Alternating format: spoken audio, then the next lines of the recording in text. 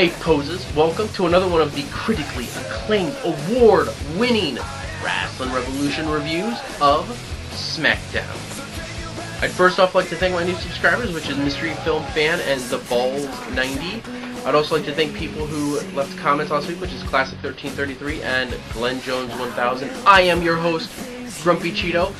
I would first like to apologize for Bobby Black getting the review out so late last week. He's an idiot, and I don't know why any of you put up with him. But I appreciate you guys coming back this week and seeing the true attraction of this channel.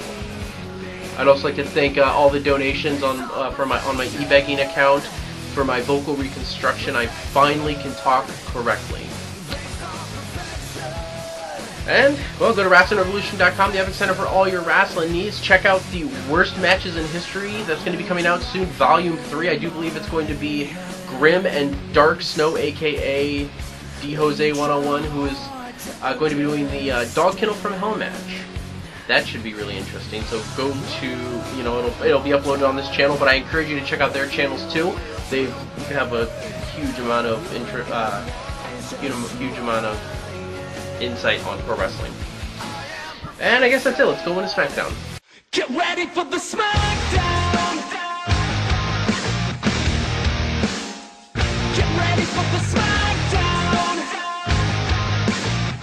How you gonna react when you're put in the back now? 'Cause there's no turning back when you're facing the Smackdown.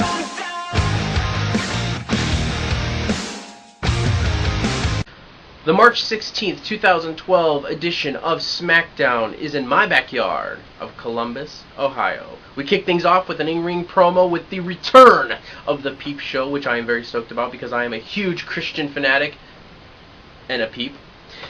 I'm a peeping Tom. But it's basically Christian interviewing Teddy Long and John Laurinaitis. Christian offers Teddy and John Laurinaitis a chance to convince Christian to be on his team. Teddy, of course, says, "Why would I convince you to be on my team? I don't even like you." And Laurinaitis says, "Hey, I'll give you a world title shot if we win at WrestleMania and if you're on my team." So, of course, Christian goes with Team Johnny. Good way to kick off the show. Of course, then Teddy Long tries to put Christian in a match to kick off the show. Johnny says that Christian's not ready to compete yet. So, Teddy puts David Otunga in a match, who is not in his wrestling gear. And he faces off against Kofi Kingston, which leads us into the first match of the night, David Otunga versus Kofi Kingston. I gave it 3 out of 5 Black Rangers. It was actually a pretty good match to kick off the show. I like the fact that Otunga was not dressed in ring gear when he came down, because, it just made it seem more real, that it was like, oh, hey, you're in a match. It was impromptu. It wasn't like he came to the ring and he's never in his ring gear unless he's in a match. So it's like, it kind of added to the effect of, hey, this is last minute. So I like that. After loads of outside interference in this match, though, because I know Teddy got involved, Johnny Ace got involved, Christian got involved, he tripped up Kofi Kingston, then Teddy Long told the referee to kick Christian out, he did. Johnny Ace got in Teddy Long's face after distraction. David Otunga tried to use his custom-made belt, whatever that means, to hit Kofi. Santino grabbed the belt out of David Otunga's hand. Kofi hits a Trouble in Paradise for the win. So I give it 3 out of 5. This is a pretty good opening match, I want to say. It builds a lot on the story between Teddy and Laurinaitis. So we go to a backstage segment with Daniel Bryan and AJ. Daniel Bryan basically rips on AJ in this hot dress. I'm sorry. If Daniel Bryan is not satisfied with AJ, you can send her my way, because AJ's hot. Oh my god. Anyway, so Daniel Bryan also tells AJ that he set her up in a match that if she wins, she gets a future Divas title match. Which leads us into our second match of the night, which is Nikki Bella versus AJ. I might get a lot of heat for this, but I gave this 4 out of 5 Pink Rangers. I thought this match was really good. A, AJ's hot. B, she won cleanly. C, it was a clean-cut win for AJ. Like, what happened was throughout the match, of course, Daniel Bryan was at ringside cheering on AJ. Towards the end of the match, they tried to pull Twin Magic. The Bellas tried to pull Twin Magic. Daniel Bryan made the referee see it, so they couldn't pull it off. AJ then got a roll-up on Nikki Bella for the win. So it was a clean victory. It was a decent match. It got at least 5 minutes, and I wanted. It wasn't that bad of a match for a Divas match. I mean, what more can you ask for? So I gave it a 4 out of 5. Shoot. I don't care what you guys think. Anyway, and Booker T was just such an idiot throughout this whole commentary, this whole thing. Because Booker T kept on saying, oh, AJ doesn't want to be out here. AJ doesn't want to be out here. But yet, like, even Josh Matthews, babyface Josh Matthews, Michael Cole Jr. is completely disagreeing with you. Not even trying to reason with, like, get some kind of semblance of medium here between Michael Cole and Booker. If Michael Cole Jr. is definitely siding with Michael Cole, you are an idiot and you need to shut up. Because Booker T throughout the whole thing was saying that AJ doesn't want to be out here. And Michael Cole's like, what? Of course she does. A, she's a wrestler. B, she gets if she wins, she gets a chance for the Divas title. Booker T he was digging, he kept on digging this hole in this matchup, and he just should have shoved the whole shovel in his mouth and left it there. Anyway, so, great match, great Divas match. I am very impressed. Next, we have another backstage segment with Cody Rhodes, and he just basically shoots on the show about, he says that he's a monster 364 days out of the year, even though this year there's 366 days, but we're not going to go there. Okay, so third match of the night, which is Cody Rhodes versus the Great Khali. Another match I'm going to get a lot of heat for, but I am giving this 5 out of 5 Yellow Rangers. Why? Because Cody Rhodes made the Great Khali look decent. That deserves a 5 out of 5 hands down. This match was decent. It was not a jobber Khali match. Khali actually looked pretty good in this match. And yes, it is all to credit to Cody Rhodes.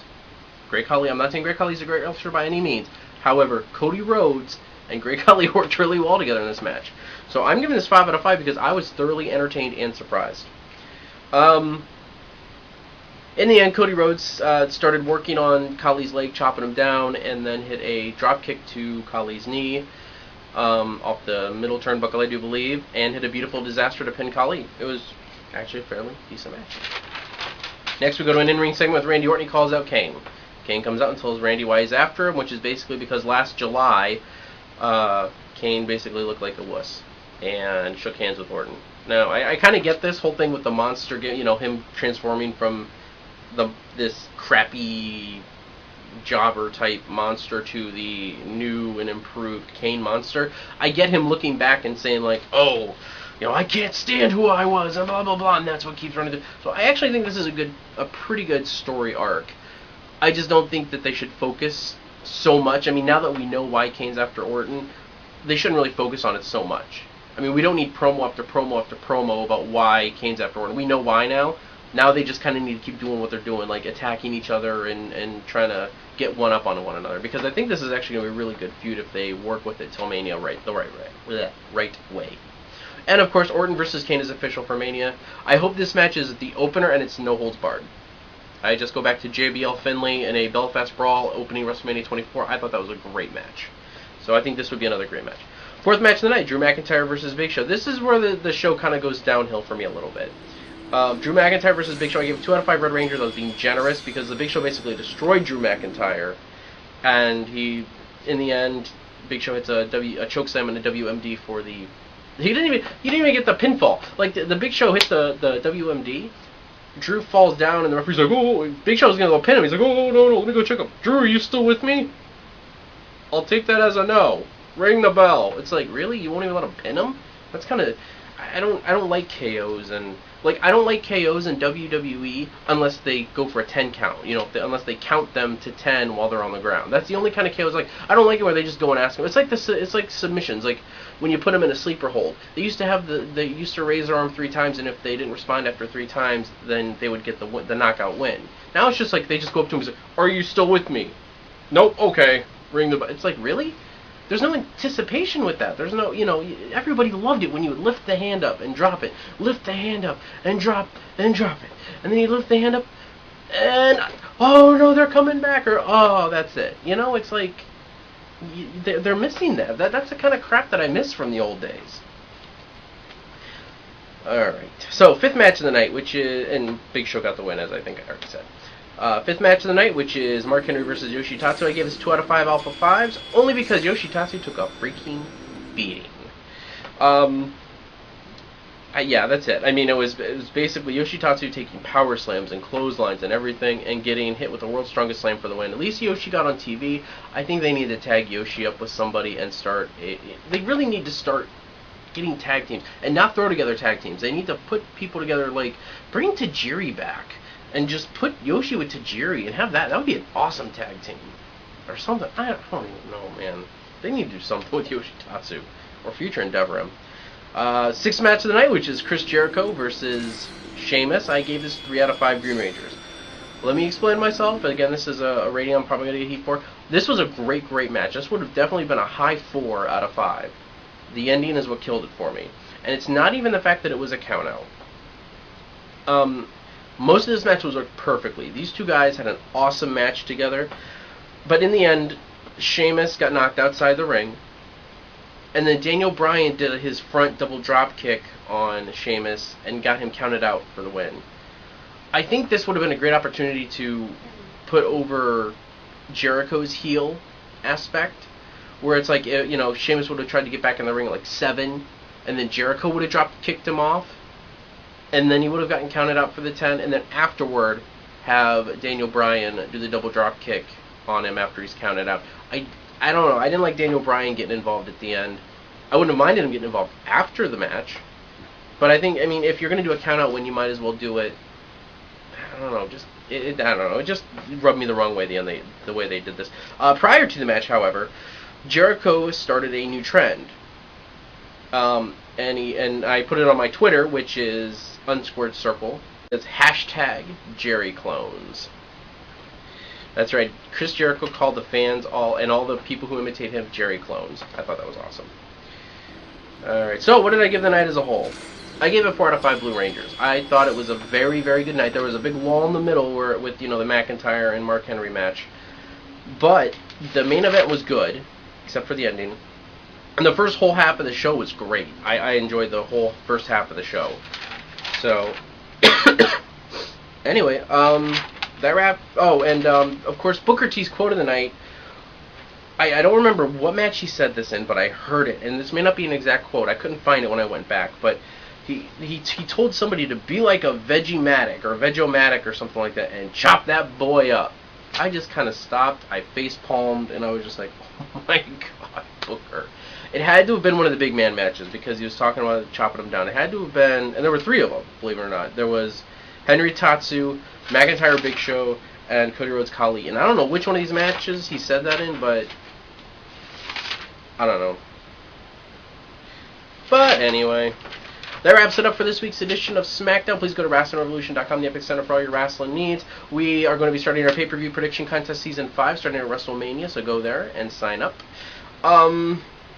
Don't forget to check out the worst matches in history, volumes 1 and 2, which feature Bobby Black and Jericho-holic, which are Brock Lesnar versus Goldberg, which is volume 2, and volume 1 is Great Khali versus Batista in the Punjabi prison match.